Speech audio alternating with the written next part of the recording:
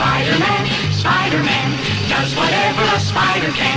Spins a web any size, catches thieves just like flies. Look out, here comes the Spider-Man. Is he strong? Listen, bud, he's got radioactive.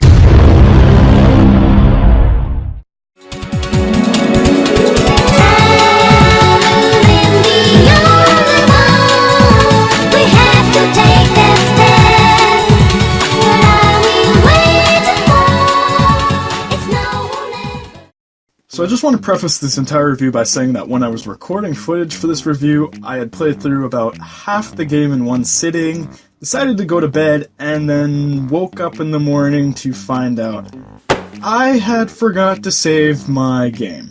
So sorry if I miss anything important pertaining to the latter half of the game, but I really couldn't be bothered to waste another 4 hours of my life. It's not like I haven't played through the game before. Actually, I've probably played it at least twice by now. But the last time was a while ago, so I might be forgetting something somewhat important. For example, I forgot this game didn't have autosave. Come on guys, this came out in 2004. Wasn't autosave kinda an industry standard at this point? It's really not that big of a deal. I'm just upset because I lost 4 hours of progress.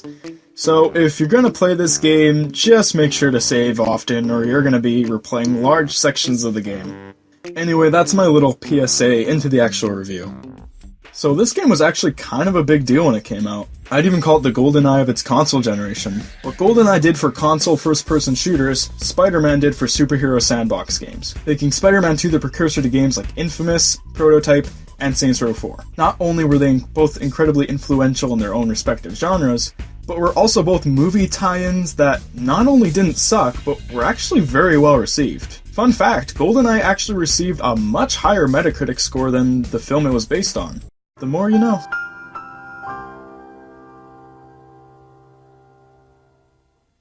The big draw to Spider-Man 2 is a large open-world New York, complete with giant skyscrapers and the ability to swing around freely.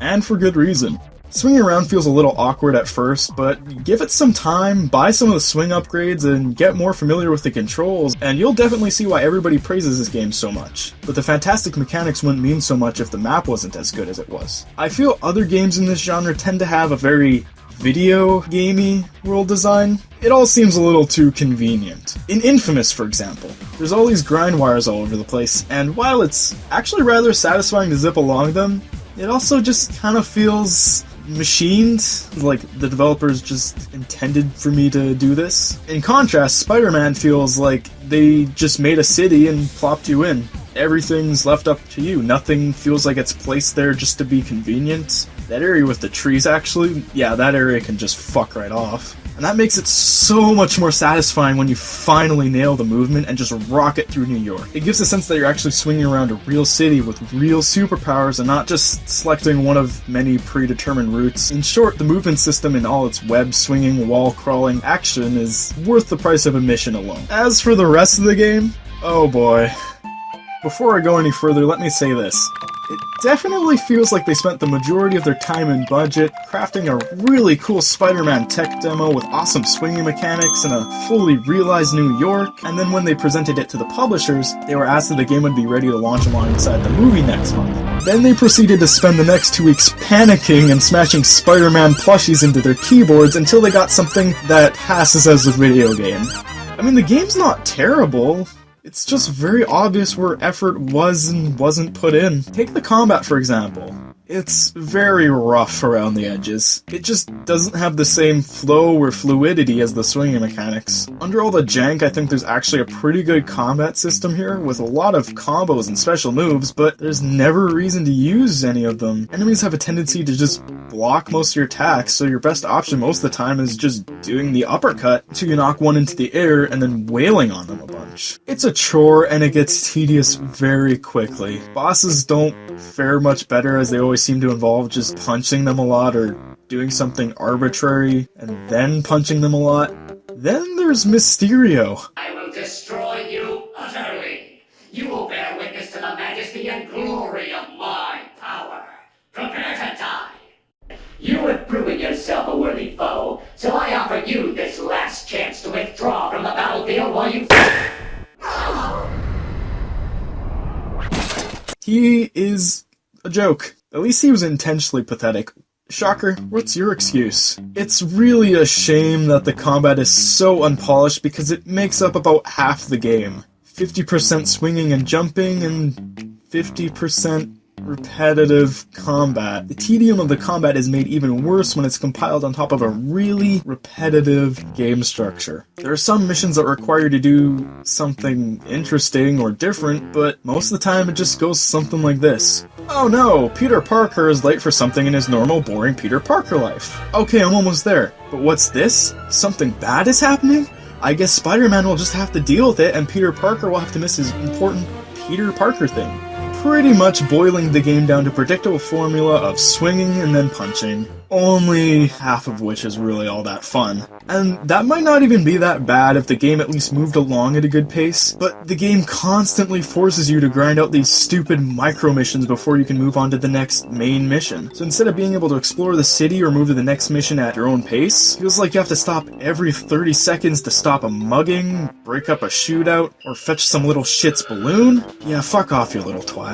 But my absolute favorite is when you have to stop a maniac driver.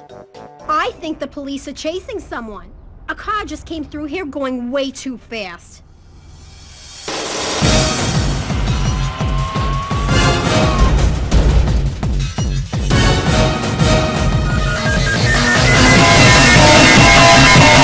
Oh no, be careful, he's going 10 miles under the fucking speed limit. Spider-Man, you better dolphin dive towards that car and give him a good old polite knock.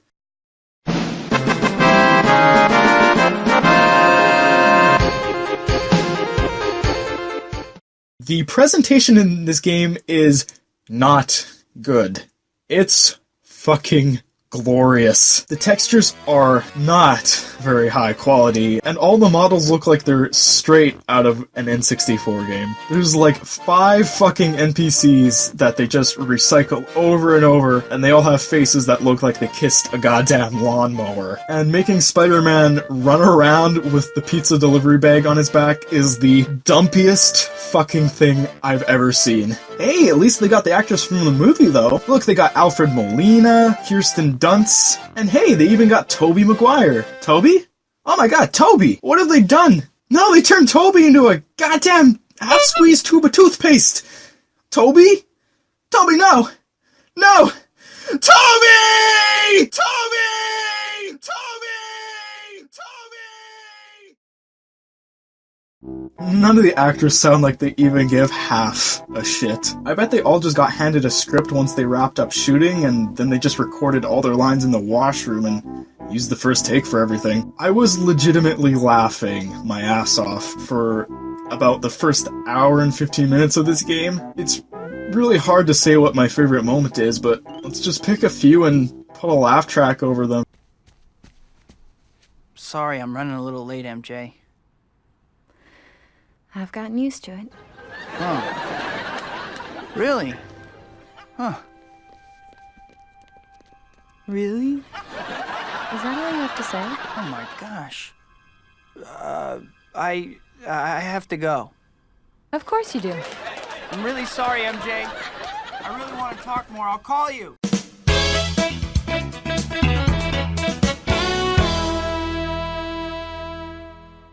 Parker! I'm right here, Mr. Jameson. Don't just stand there with your mouth hanging open. Becca's having a news conference, and I need a photographer down there. Another one? Get down there, now!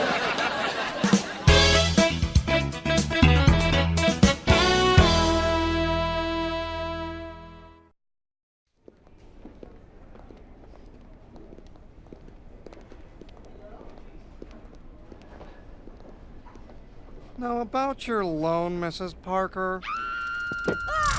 Oh no! I've got to get away! Run!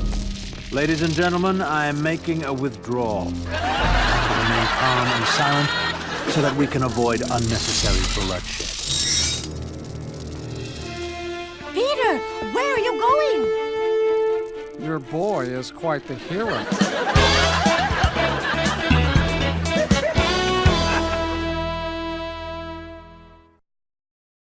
Can I say Spider-Man 2 stood the test of time?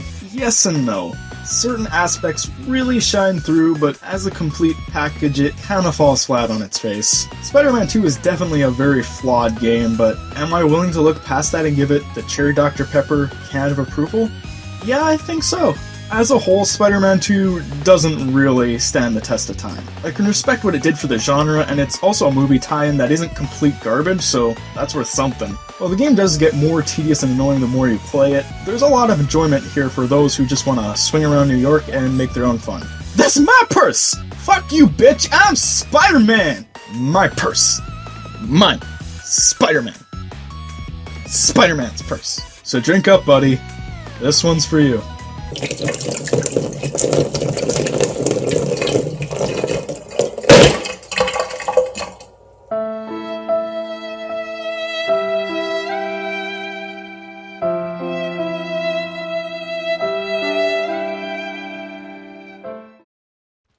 Hey guys, hope you enjoyed it, because this is going to be the last episode of 2016.